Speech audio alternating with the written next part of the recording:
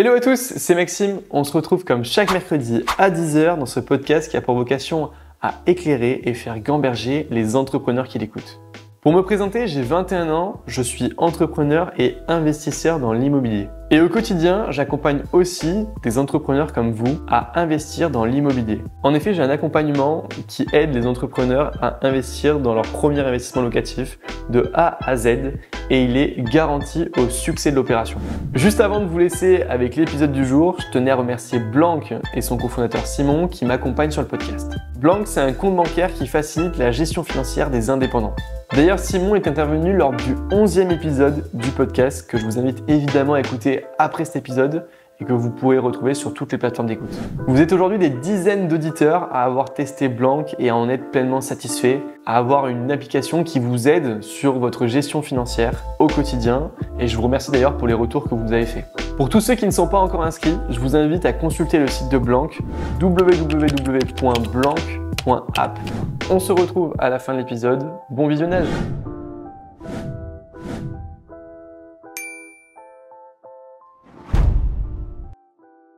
Et on se retrouve avec Johan. Merci Johan d'avoir accepté mon invitation.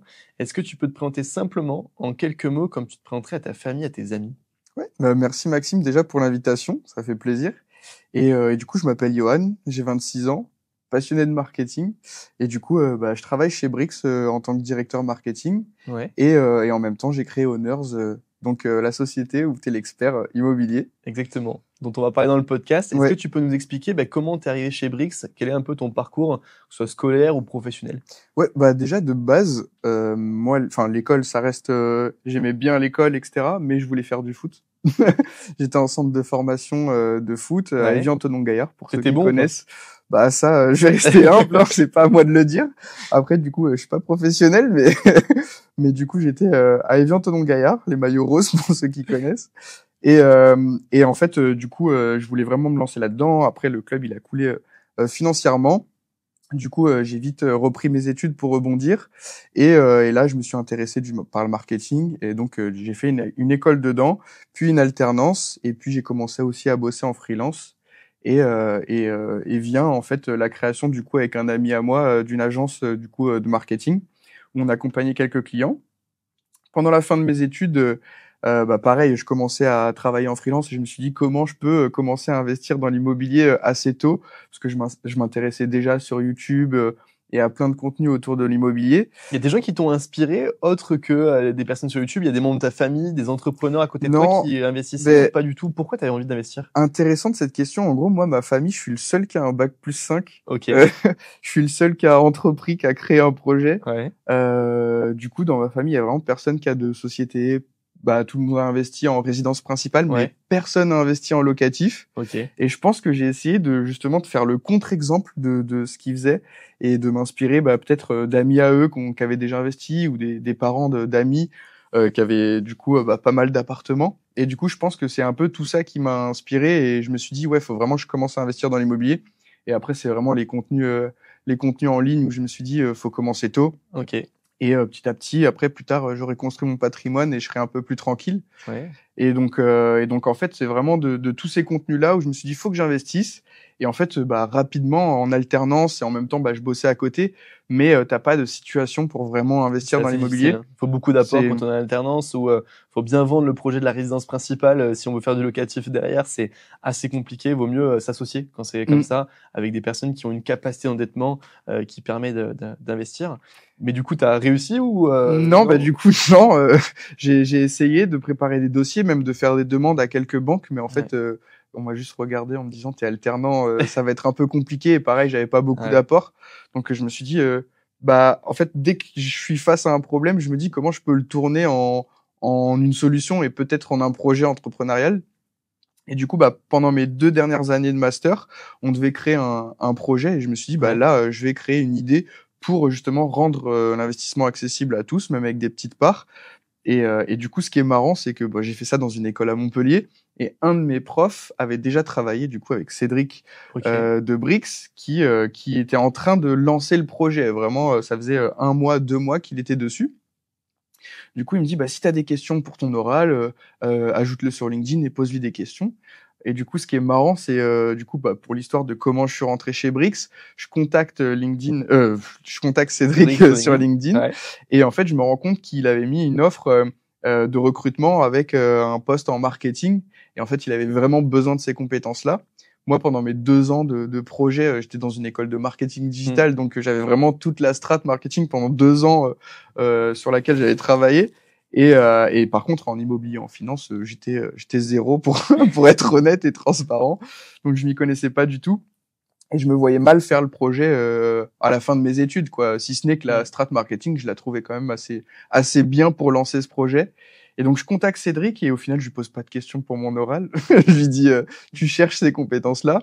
Ben, moi et mon ami, on est une agence. Si tu veux, on t'accompagne. On peut te lancer 2-3 actions et puis on voit ce que ça donne. Et du coup, bah, ce qui est cool, c'est qu'il a été assez ouvert et curieux et il nous a laissé notre chance de tester ces actions-là. Ça a bien marché, donc ça a commencé doucement, mais ça a fonctionné assez bien. Et en fait, donc on accompagnait Brix en tant que prestataire externe. Hein. Il n'y avait pas d'équipe marketing chez Brix, donc au tout début, il y avait que Cédric. Non, il y avait que Cédric. Ouais, okay. il y avait que Cédric.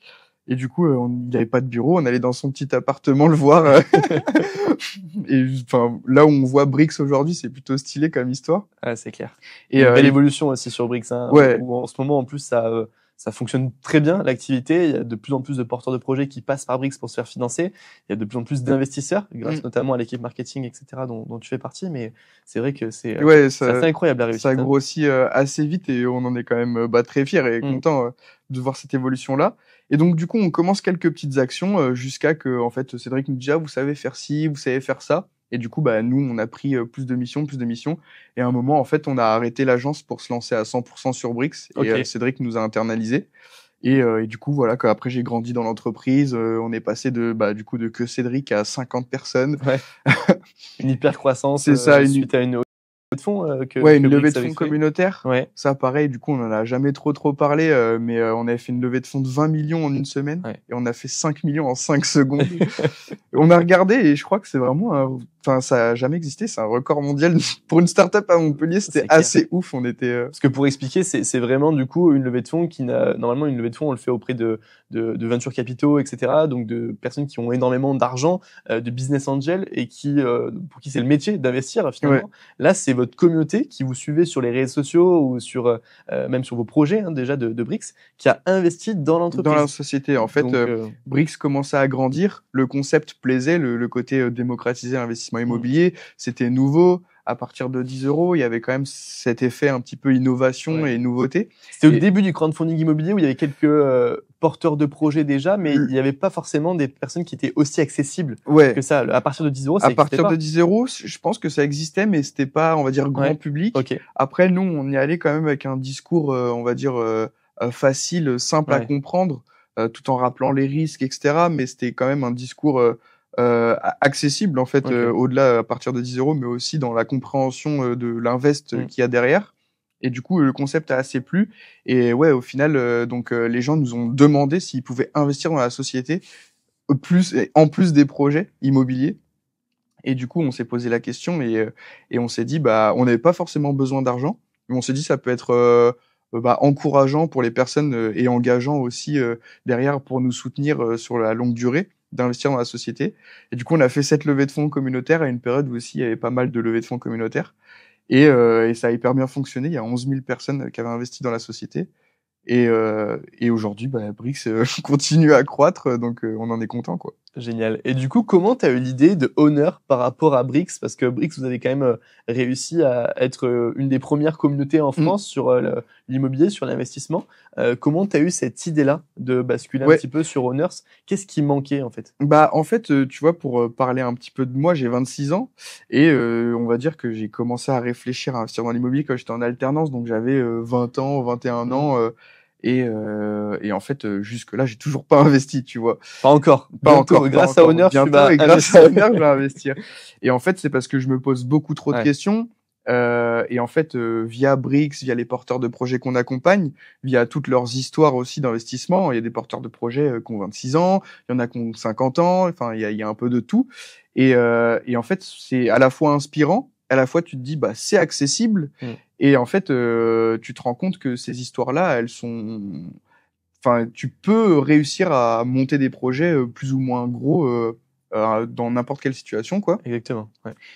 Il y a aussi plein de types d'exploitation et donc du coup, toutes ces années, je me suis posé plein de questions. C'est difficile de choisir sa stratégie. Exactement. Quand on n'a pas une bonne stratégie en place et qu'on ne sait pas où on va, on part un peu partout et finalement, la plupart du temps, on procrastine et on fait rien.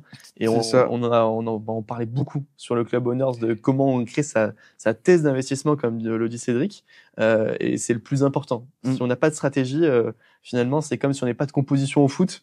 Finalement, ça va être compliqué de gagner. C'est ça. Et si on n'a pas de stratégie, on peut pas trouver un bien rentable, on peut pas avoir une stratégie d'exploitation qui soit intéressante, quoi, derrière. Et ouais, du coup, pour faire le lien entre Brix et Honor, c'est que toutes ces histoires inspirantes, tout ce beau monde que tu croises, ça te donne envie encore plus d'investir. Et du coup, ce qui manque, on va dire, à la partie de Brix, c'est que Brix, c'est une solution d'investissement. T'investis dans des obligations à partir de 10 €.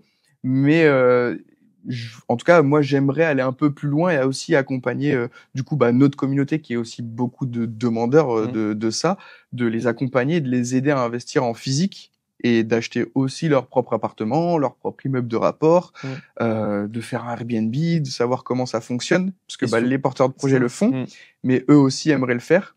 Et surtout de profiter de l'effet de levier qu'on ne peut pas avoir malheureusement avec le système de Brix, qui est génial par rapport à la rentabilité que ça permet et l'accessibilité, mais il n'y a pas d'effet de levier, c'est-à-dire qu'on ne peut pas faire de crédit pour investir sur Brix. Il faut porter son projet soi-même pour faire un crédit, et là c'est vrai que leur permettre de s'enrichir grâce à l'effet de levier, ça serait quand même quelque chose de génial. Bah ouais, et surtout du coup avec mon poste au marketing de Brix, je parle à la communauté tous les jours sur les réseaux sociaux, je vois les commentaires, je vois les avis, je vois un peu de tout, et en fait je me rends compte qu'on est souvent dans la même problématique de se poser beaucoup de questions, d'avoir peur d'investir parce qu'on a peur de se tromper, parce qu'on sait pas choisir, et en fait c'est un peu le tout de Brix, de tous les porteurs de projets avec qui on a parlé.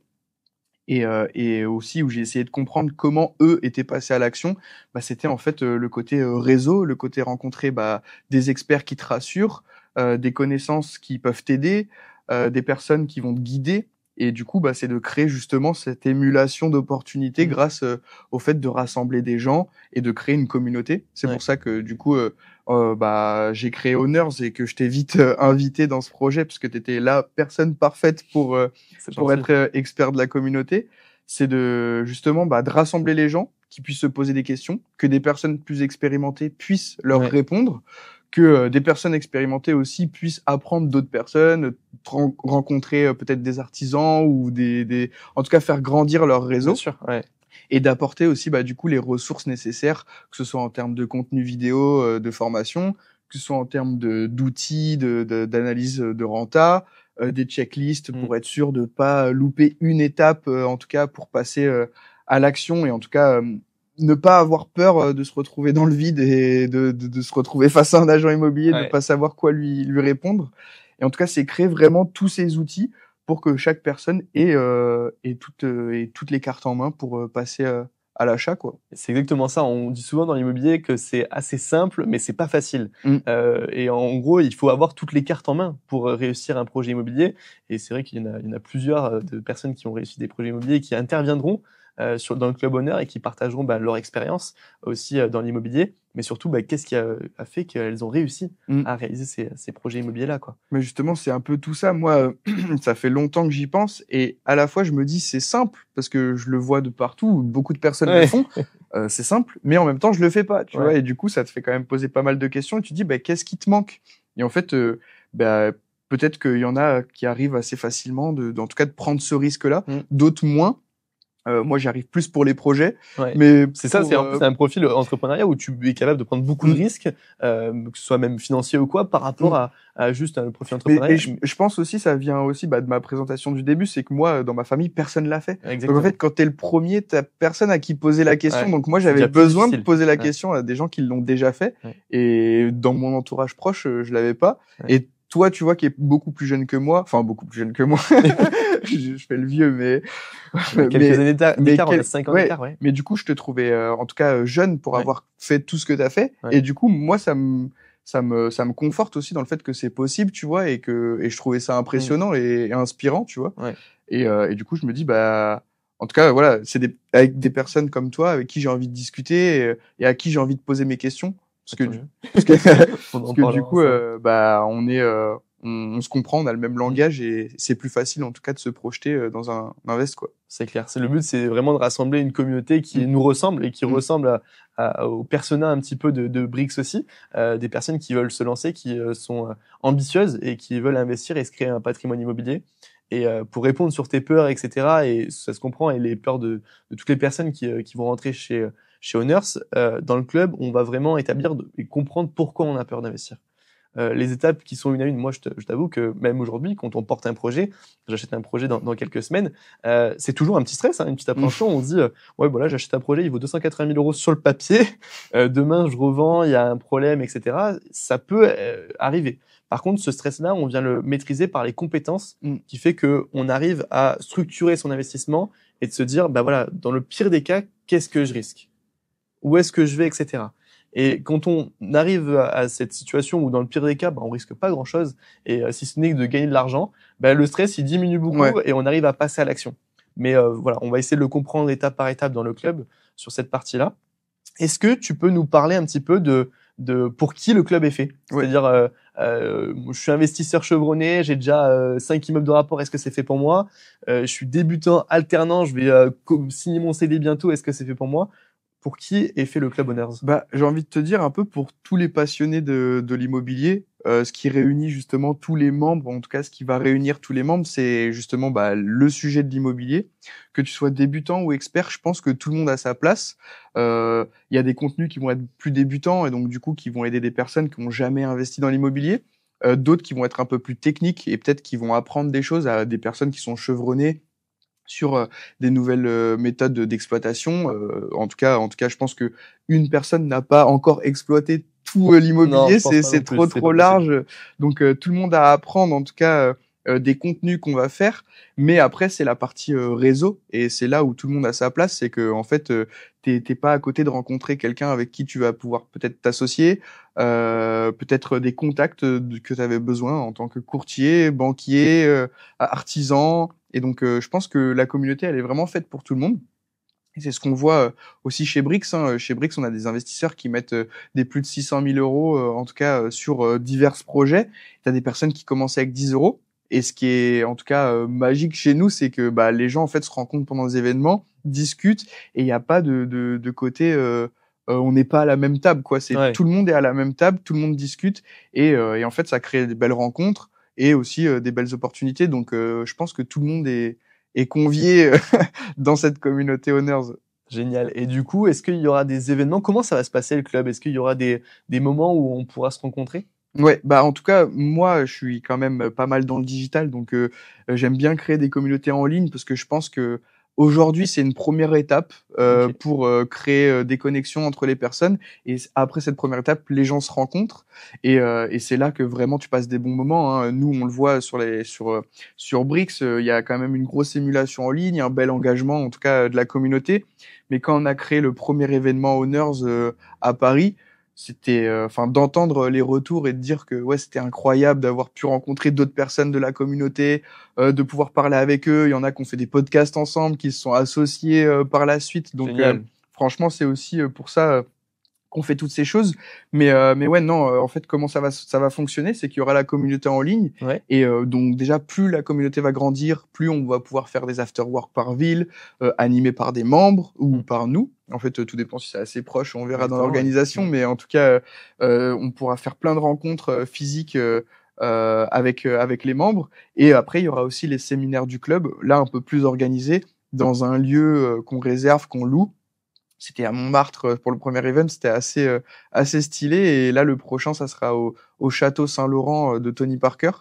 Et, génial, et là, ça sera, très cool. C'est quand même dans un lieu où il y a un nombre de membres limité, avec des experts qui viennent sur place aussi faire des masterclass de 45 minutes, 1 heure. Donc ça, c'est un peu plus organisé et c'est un événement du coup Owners, mais qui est plus en mode séminaire que after work. Et donc sur ça, pour tous les membres de la communauté Owner, il y aura une réduction qui sera évidemment faite. Dès qu'on est membre de la communauté, du coup, pour ces événements qui sont vraiment organisés, avec traiteur, c'est toute la journée, t'as 10 experts, tu peux parler aux experts.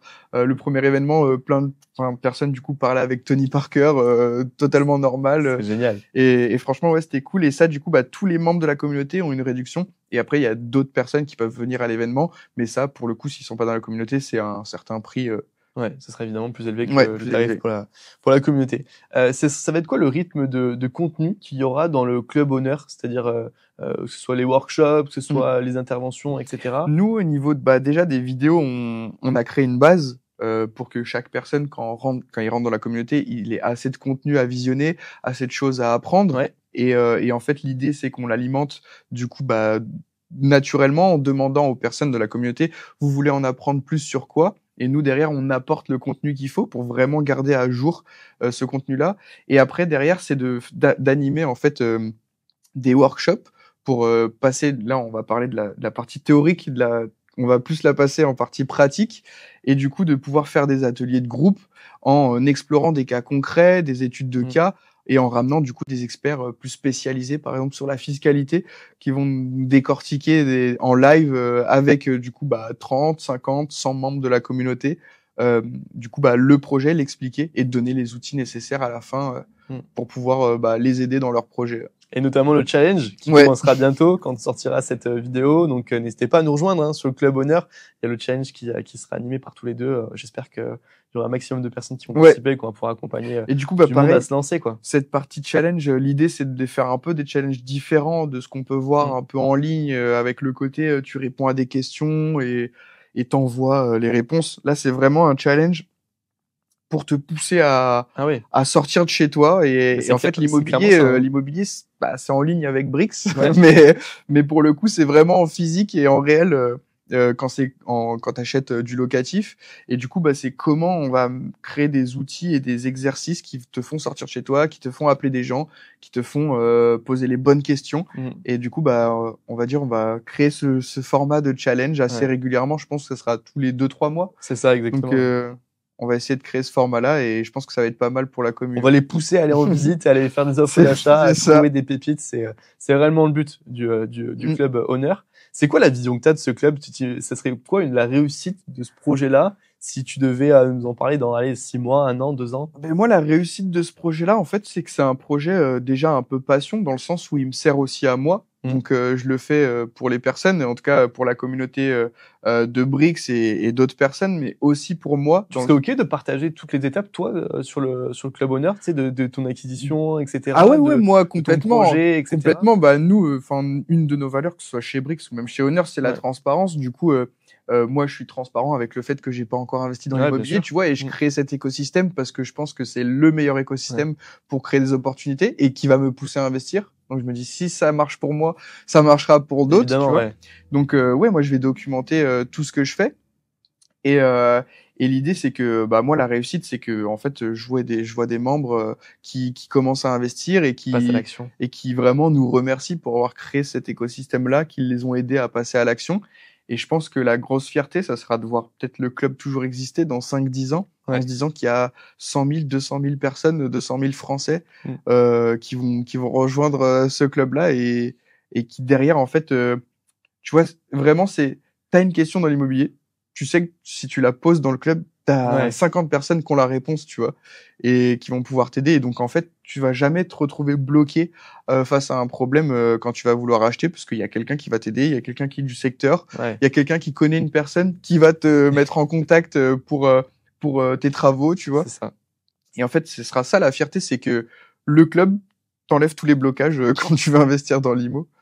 Donc, si on y arrive, ça serait déjà franchement une grosse et belle étape, et je pense que ça dépassera toutes les communautés qui puissent exister. Il y en a des très belles qui existent aujourd'hui sur le marché, mais je pense que par rapport à d'autres personnes, tu es vraiment à l'écoute de la communauté. Et je me suis rendu compte en travaillant avec toi que la première chose que tu fais, c'est que tu leur demandes à la communauté de Brix qu'est-ce qu'il vous faut, qu'est-ce que vous avez besoin pour investir, etc. Et ça, c'est vachement important, je trouve, pour tous ceux qui lancent un business ou pour tous ceux qui veulent investir, etc., de poser des questions, de se renseigner sur qu'est-ce que veut mon client, qu'est-ce que veut mon locataire. C'est une grande force que t'as chez toi, C'est marrant que tu aies remarqué ça, parce que du coup, c'est un peu ce qui fonctionne aussi chez Brix. beaucoup de personnes, quand il y a beaucoup de personnes qui veulent lancer des concurrents à Brix, nous, on a vraiment cette vision de on fait du Brix et on s'inspire de personne. Ouais. On crée vraiment notre chemin. Et en fait, on le crée en demandant aux gens ce qu'ils veulent, on le crée en écoutant le marché, tu vois, mais Exactement, sans forcément vouloir copier quelqu'un. Donc là, par exemple, quand tu dis qu'il y a beaucoup de communautés, en vrai, j'ai pas tant regardé que ça, Ouais. parce que moi, j'ai envie de créer ce projet-là et de la façon dont on le fait. Et en plus de ça, on a eu le premier événement pour poser pas mal de questions aux membres qui étaient présents, de voir ce qu'ils voulaient, et donc du coup un peu dessiner la suite. Et ça va faire que s'améliorer avec le temps. Au fur et à mesure, avec les retours, les feedbacks c'est ça. qu'on aura de la part des membres, ça s'améliorera au fur et à mesure. Et du coup, ça s'améliorera avec le temps, et c'est comme ça que derrière on fait un produit qui fonctionne, en tout cas qui correspond aux personnes qui l'utilisent. Et donc du coup, l'idée c'est qu'on fasse ça avec tout le monde, quoi, avec les gens. Génial. Et pour les personnes maintenant qui sont convaincues de nous rejoindre, à quel prix on pourra accéder à cette communauté? Ouais, l'idée c'est un peu comme Brix, quoi, c'est rendre accessible, et donc du coup à partir de 19 €, tu pourras rejoindre le club, avoir accès du coup à toutes les vidéos de formation, participer au challenge, avoir accès aux réponses du coup des experts quand tu leur poses des questions, etc. Avoir aussi peut-être des analyses de tes projets quand tu vas les poser dans la communauté. Bien sûr, ouais. Donc pour le prix d'un abonnement à la salle de sport, pour le prix d'un abonnement Netflix, quoi, tu vas pouvoir t'éduquer, on va dire, sur l'investissement immobilier. Et c'est aussi ça que le message que je veux faire passer, c'est que c'est accessible à tout le monde. Et certes, on crée les outils, c'est aussi beaucoup de travail de créer tout ça, mais on essaie de le faire pour pas très cher. Et je pense qu'aussi, tu vois, t'as la communauté, plus elle va grandir, plus du coup tu vas pouvoir faire de réseau, plus ça va monter en qualité de contenu vidéo. Et donc du coup, par palier, on va faire un petit peu le tarif, ce qui est normal parce que ça nous demandera beaucoup plus d'efforts de devoir gérer une plus grosse communauté. C'est pour garder la qualité sur cette communauté-là. C'est pour garder la qualité, de pouvoir investir aussi dans des meilleurs, enfin en tout cas mettre les moyens pour pouvoir faire une plus grosse qualité. Donc du coup, ça montera un peu par palier de membres, mais là, ça commence vraiment à 19 €. Et tous les membres du coup qui nous rejoignent, ça sera 19 €. Donc voilà, super. Merci beaucoup en tout cas, Yohan. Merci à toi. Content de t'avoir reçu sur le podcast. Je te souhaite beaucoup de réussite dans tes projets immobiliers et évidemment avec le Club Honneur. Je pense que ça va être une belle réussite. À toi aussi, merci. J'espère que l'interview vous a plu. N'hésitez pas à vous abonner à la chaîne YouTube, à partager, à commenter. Et on se retrouve mercredi prochain à 10 h pour un nouvel épisode.